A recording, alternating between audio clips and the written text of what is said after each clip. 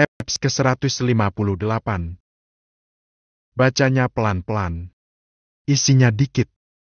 Mobil warna hitam yang dibawa Samir berhenti di halaman rumah besar milik orang tua Aileen. Dengan cekatan Samir keluar cepat untuk membukakan pintu. Aileen turun setelah pintu dibuka, dia sedikit membungkuk dengan kedua tangan yang terulur. "Sini, sama Mama."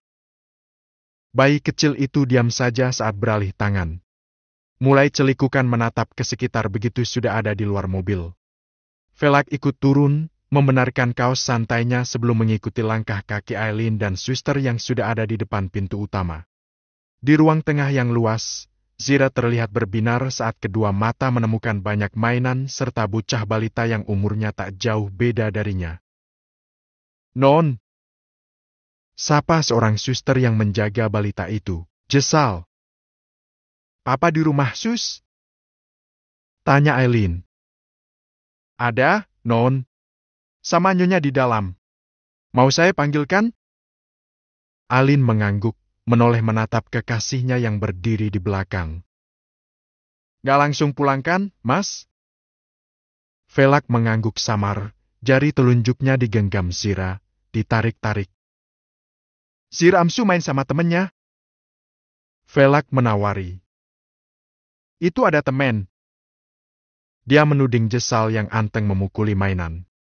Belum bisa ngomong, jadi Zira ngasih kode kalau dia minta diturunkan. "Gak apa-apa, Aileen. Biar dia main sama Jesal." Aileen melirik Velak dengan senyum menggoda. "Mau kamu tungguin?" Velak mencubit pipi Zira. "Ada Suster Emma. Aku mau ngobrol sama papamu aja." Mendengar itu Aileen tertawa kecil. Dia melangkah mendekati Jesal dan menurunkan Zire dari gendongan. "Sal, anteng banget," sapa Aileen. "Main sama Zire ya?" Jesal, balita perempuan berkulit putih dengan kedua mata yang bulat. Rambutnya bergelombang dikuncir dua kecil di kiri kanan. Untuk pertama kalinya ada teman, dia mengamati segala pola Zire yang aktif banget. Zire cukup montok, udah bisa merangkak tapi masih pelan-pelan. Soalnya badannya andut, jadi kalau merangkak kayak yang takut bakalan jatuh dan ngegelinding. Jesal yang semula aktif, kini jadi diam.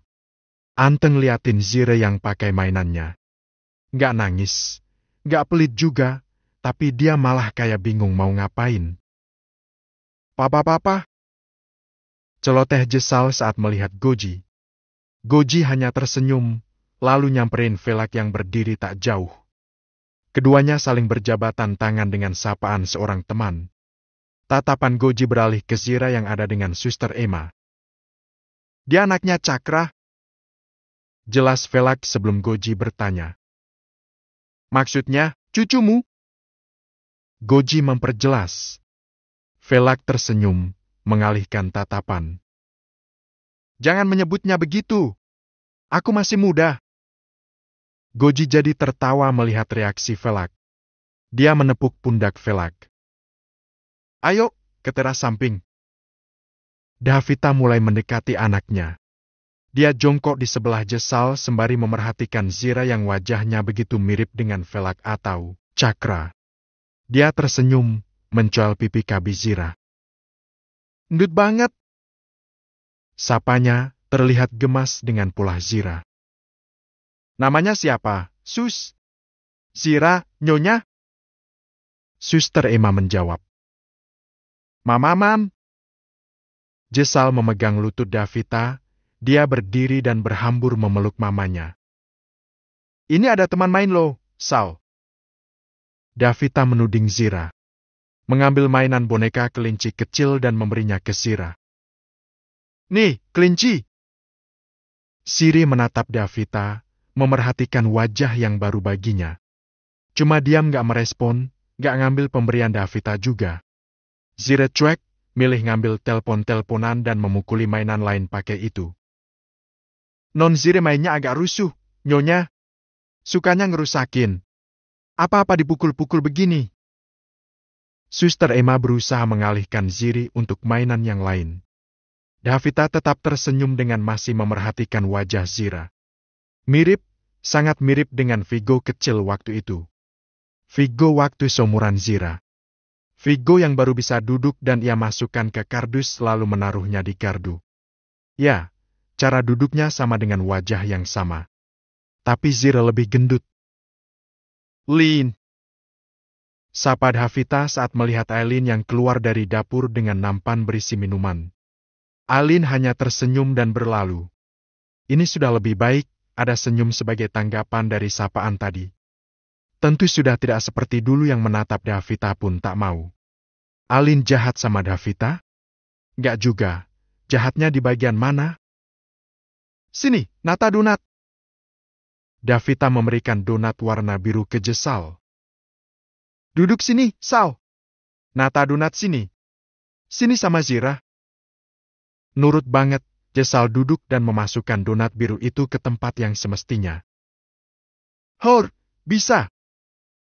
Davita bertepuk tangan. Cari yang warna pink, Sal. Oh, dipegang sama Zira. Davita menatap yang Zira pegang. Zira aja yang masukin di sini. Masukin sini, Zi. Kayak Jesal tadi. Zira ngesot, narik pantat untuk mendekat. Lalu, peluk. Huaa. Ya ampun, Non Zira. Nggak boleh dipukul dong temennya. Suster Emma yang jadi panik. Momongannya emang rusuh.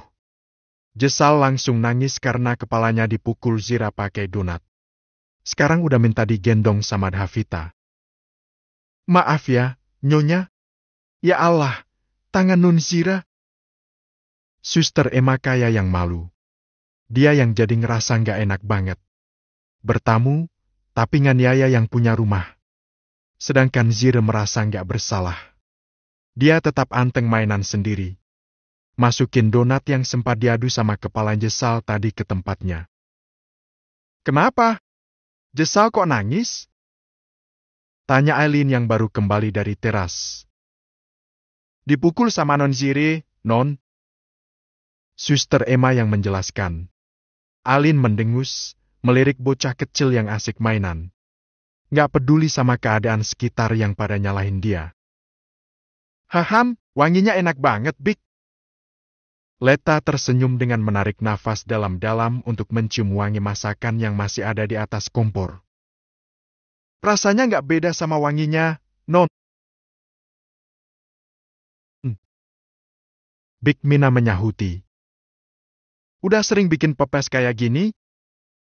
Tanya Leta, melirik Bik Mina yang ada di depan wastafel. Bik Mina menganggukkan kepala.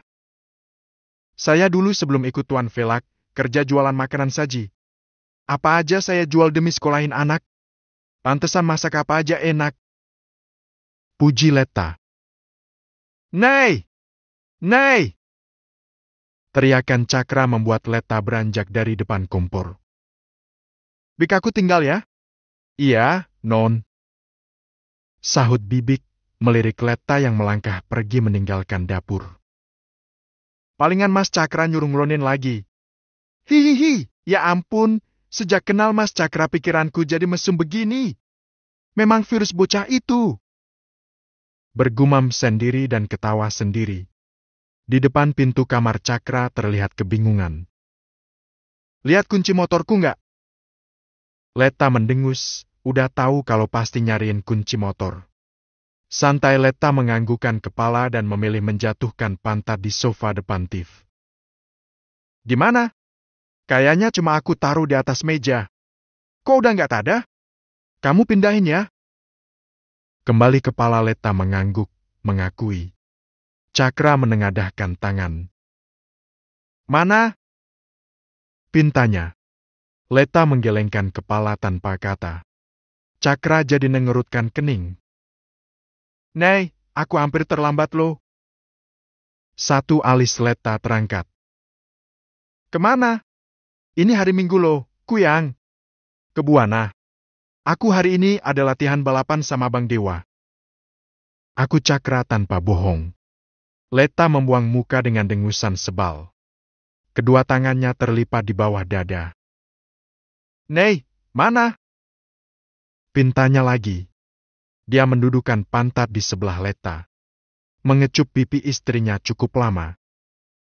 "Nei!" bujuknya. "Aku ikut." Rengek Leta yang pengen juga lihat keadaan di luar. Cakra mengerjap beberapa kali, lalu mengangguk. "Iya ayo, mumpung Zira sama papa." "Ih!" Leta langsung melingkarkan kedua tangan ke leher Cakra dengan sorak bahagia. "Aku ganti pakai celana panjang dulu. Nyanya-nyanya." Suara berisik Ziri membuat langkah Leta menuju ke kamar jadi terhenti. Tak lama bocah kecil itu muncul di sekat ruangan dengan velak yang mengikuti di belakang Suster Emma. Di IG-ku ada visualnya Baby Zira Aksayun. Eps ke-159. Bang Dewa menepuk bahu Cakra.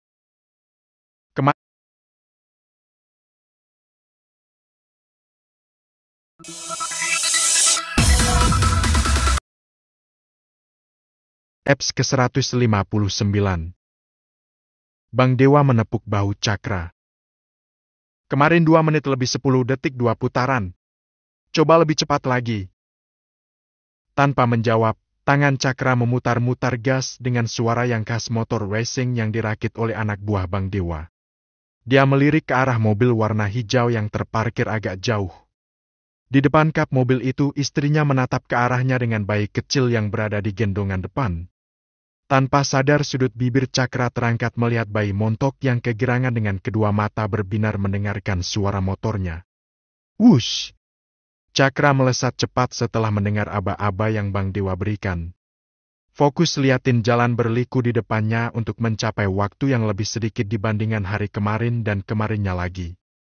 Biasanya sih 2 jam lebih Cakra main motor begini, tapi sekarang hanya 4 kali putaran dan Cakra memilih menyudahi. Gak tega sama istri dan anaknya yang menunggu. Cakra langsung mengulurkan tangan, meraih Ziri dari tangan Leta. Menciumi pipi bayi kecil itu dan menggendongnya.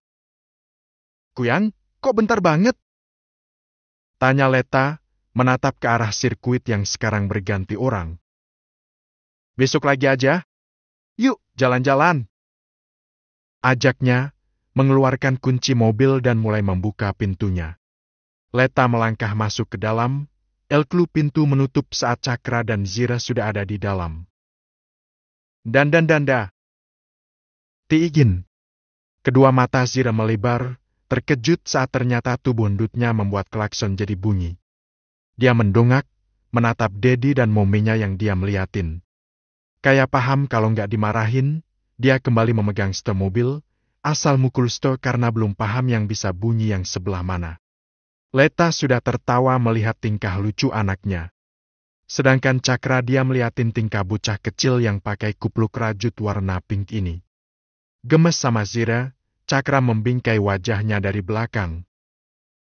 "Mau jalan kemana?" tanya Cakra, menatap Leta yang ada di sebelah. "Ngerti nggak? Bagi ibu yang memiliki kesibukan momong, pertanyaan simpel begini adalah hal yang paling membahagiakan." "Muter-muter di jalan dulu. Nanti kalau ada tempat yang pas, kita mampir," jawab Leta. Cakra menyalakan mesin mobil, dan itu membuat Zira membungkuk mengamati bagian bawah. Dia sibuk nyari asal suara yang masuk ke pendengaran.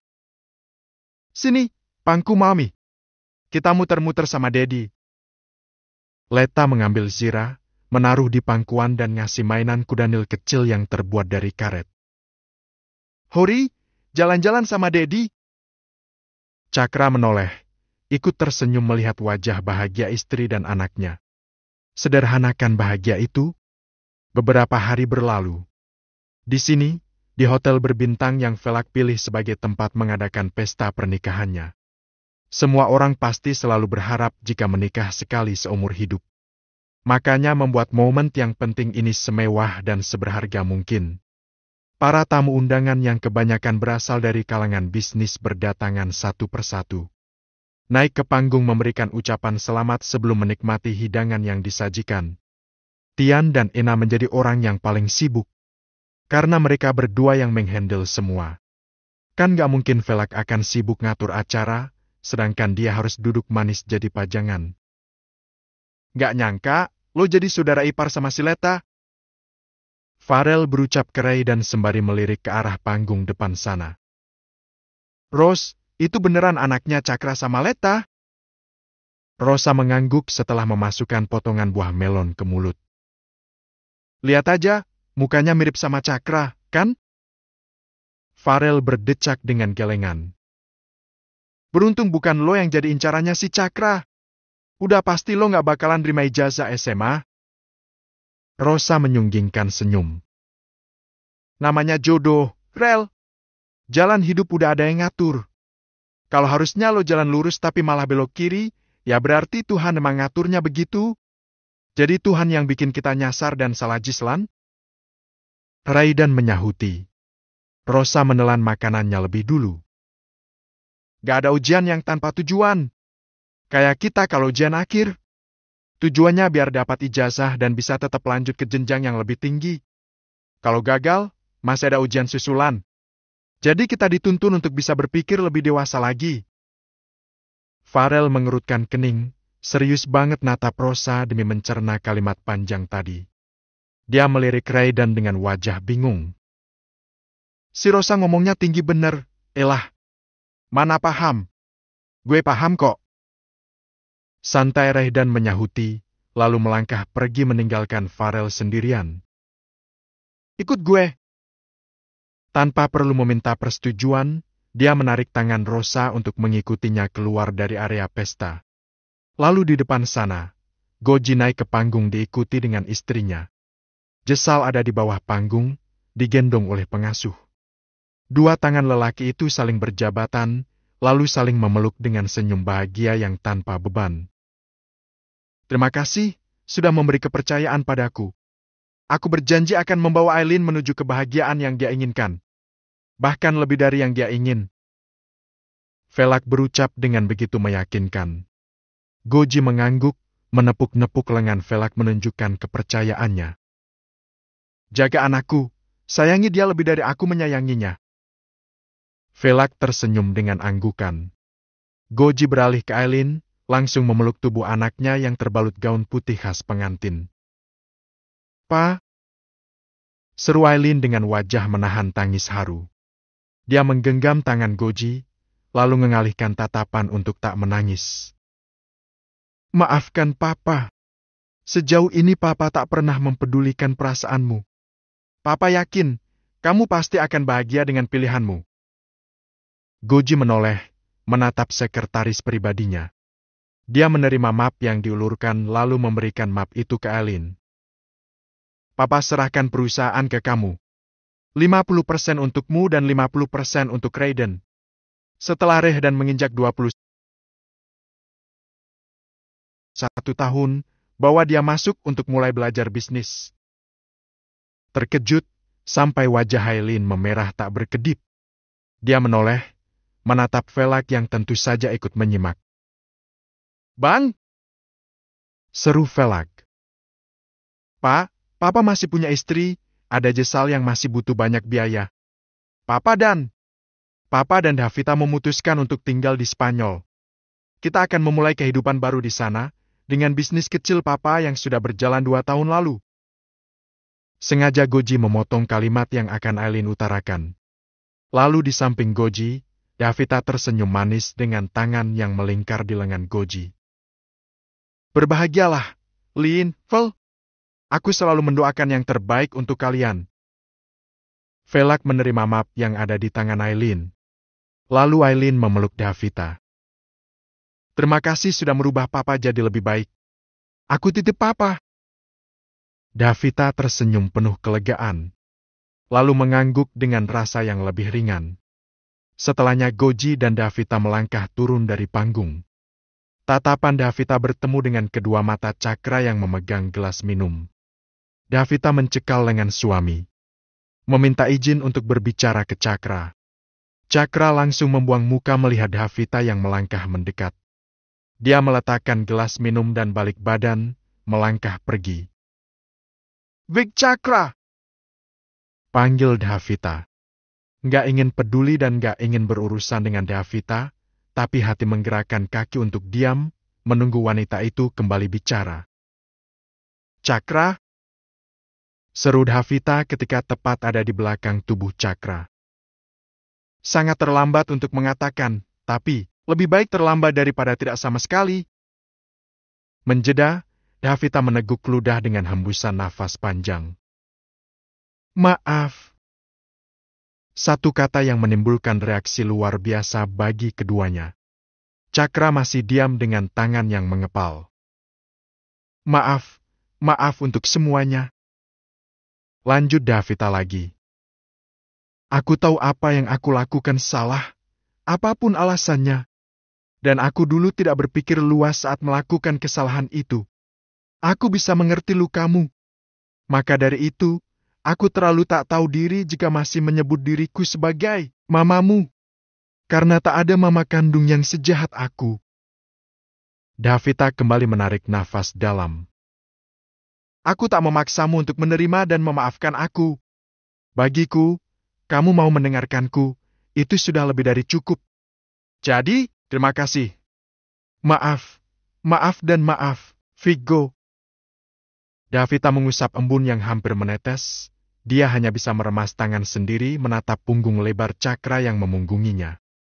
Dia balik badan, menggigit bibir, melangkah kembali ke suami setelah membuang nafas panjang yang menyesakkan dada. Makasih. Satu kata yang membuat langkah kaki Davita terhenti. Makasih sudah mau mengandung dan melahirkanku. Tepat saat Davita membalikkan badan, Cakra melanjutkan langkahnya. Bergabung bersama dengan teman-teman lain. Eps ke-160. Udah terbiasa sejak dulu, dan kebiasaan itu ke bawah sampai saat ini. Di sini, di dalam kelas B jurusan desain grafis Letta, dia menyimak apa yang Bu Argi Eps ke-160. Udah terbiasa sejak dulu, dan kebiasaan itu ke bawah sampai saat ini. Di sini, di dalam kelas B jurusan desain grafis Letta, dia menyimak apa yang Bu Argia terangkan. Dia menoleh saat merasa ada yang mencuel bahunya. Menatap tangan yang menyerahkan lipatan kertas padanya. Dari Titan, kata Diana yang diberi amanat.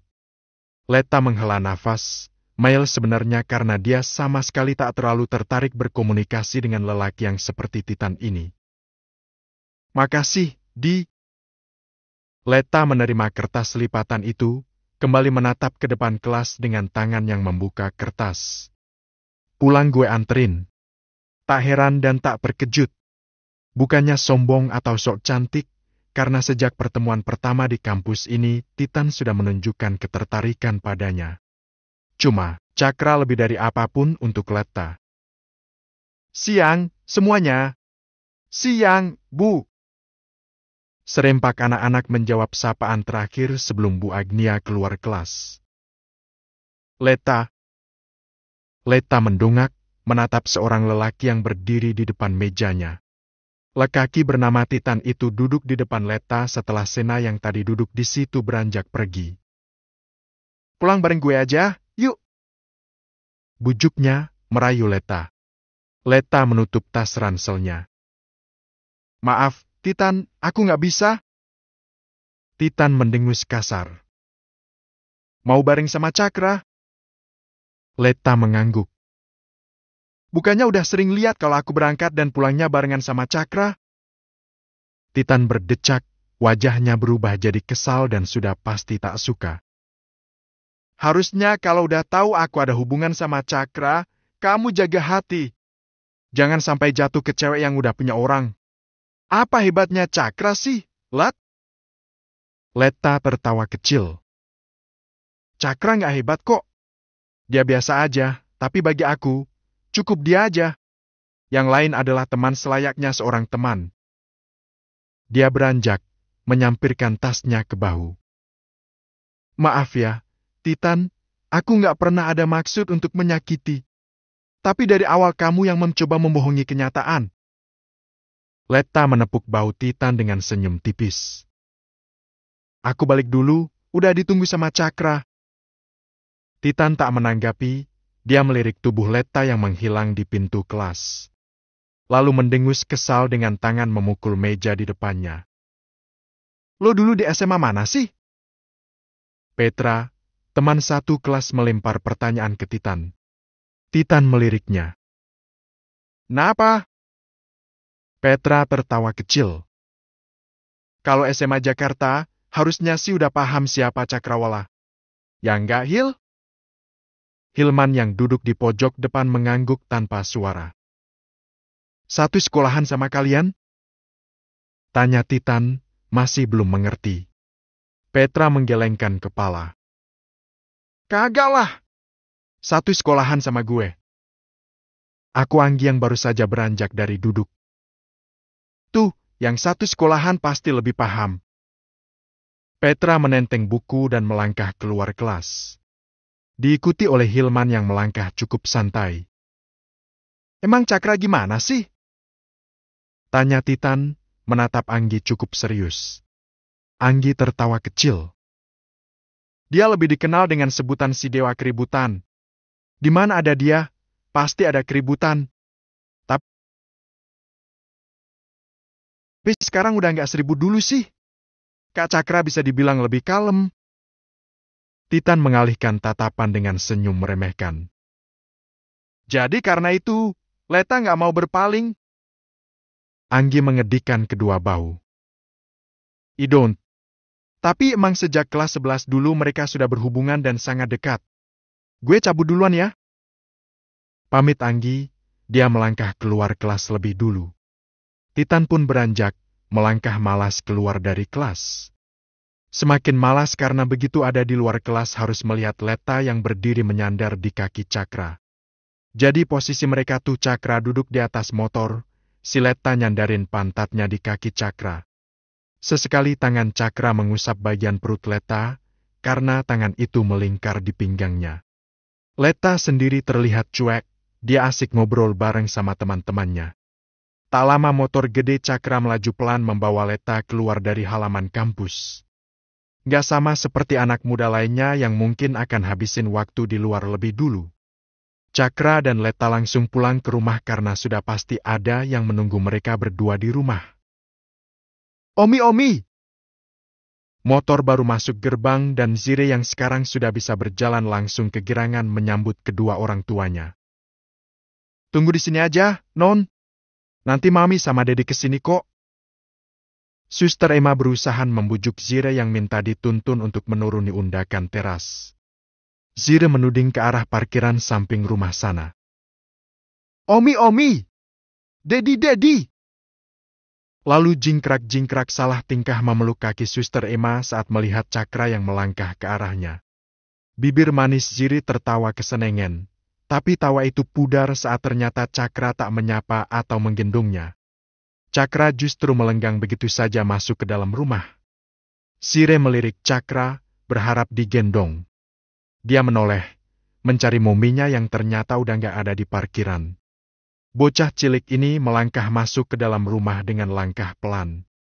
Belum lama bisa jalan, jadi keseimbangan tubuhnya masih sering oleng. Dedi! Teriaknya memanggil Cakra. Dedi! Tangannya memukuli pintu kamar pribadi kedua orang tuanya. Leta yang ngebuntuti di belakangnya tertawa tanpa suara. Punya boneka hidup kayak gini, gimana bisa sibuk mikirin cowok di luar? Kenyataannya Ziri dan Cakra lebih dari segalanya. Zira! Panggil Leta dengan suara lembut. Kedua mata Zira berbinar melihat mominya ada di belakang. Kedua tangan langsung terangkat, meminta untuk digendong. Mami! Teriaknya. Leta membungkuk, meraih tubuh gendut itu dan mencium gemas kedua pipinya. Zira nyari siapa, Han? Dia menuding ke arah pintu kamar, minta untuk dibukakan. Dedi, Mam, Zira kangen sama Dedi? Tanya Leta, mencubit pelan hidung Zira. Balita gendut ini menganggukkan kepala. Dedi? Leta membuka pintu kamar pelan-pelan. Lalu tersenyum melihat Cakra yang pura-pura tidur di atas ranjang lebar sana. Zira langsung melorot, minta turun. Dengan langkah yang menggemaskan Zira naik ke atas ranjang. Langsung menaiki tubuh Cakra dan menjatuhkan kepala di dada dadinya. Dadi ya? Aku Zira, mengecap jika Cakra miliknya. Gak bisa tetap pura-pura diam, Cakra melingkarkan tangan. Memeluk tubuh Zira yang ada di atasnya. Lalu mengecup puncak kepala Zira. Seranya Dedi. Balas Cakra. Dia menoleh, tersenyum melirik Leta yang merebahkan kepala di sebelahnya. Tangan yang satu bergerak menggenggam tangan Leta, mengecup punggung tangan istrinya dengan sayang. Zira bangun, mengamati wajah kedua orang tuanya lalu menjatuhkan tubuh di tengah-tengah Cakra dan Leta. Dia tidur miring memeluk tubuh Cakra. Dedi? Serunya, mendongak menatap dadinya. Nying-nying. Ajaknya. Leta mendekik, terkejut sama permintaan Zira. Pengen jalan-jalan keluar? Zira menganggukkan kepala. Nying-nying. Cakra melirik jam di lengan kiri. Besok aja ya. Hari ini Dedi ada rapat sama Papa, sama Uncle Faith. Besok pas hari Minggu, kita bisa nying-nying sepuasnya. Bibir manis berwarna merah muda itu melengkung ke bawah. Nying-nying. Pintanya dengan wajah yang udah siap nangis. Nying sama Mami aja ya. Leta membujuknya. Cakra menatap tak tega. Nei, kamu belum lama bisa pakai mobil? Apalagi mau bawa Zira? Aku nggak bisa lepas kamu kayak gitu. Aku minta diantar sama Om Samir gimana? Leta meminta pendapat. Aku nggak mau kerjaan kamu keganggu, Kuyang. Cakra menganggukkan kepala. Aku telepon Samir. Dedi, nying-nying. Zira menarik-narik lengan tangan Cakra. Cakra beranjak bangun, membawa Zira dalam gendongan. Yuk, nying-nying sama Dadi bentar ya. Zira jingkrak-jingkrak di dalam gendongan. Kesenengan kalau diajakin main motor. Sementara Leta mencoba menghubungi Samir untuk nganterin dia jalan-jalan sebentar. Biar Zira lupa sama keinginannya. Tak menunggu lama, di halaman depan sana suara motor Cakra menggema sampai memenuhi pendengaran. Motornya cuma diam di halaman, tapi tangan Cakra yang dipegang Zira memutar gas. Bermain suara yang cukup membuat Zira candu. Bayi itu tertawa kegirangan dengan kedua mata berbinar. Nyatakan, bahagia itu sederhana banget.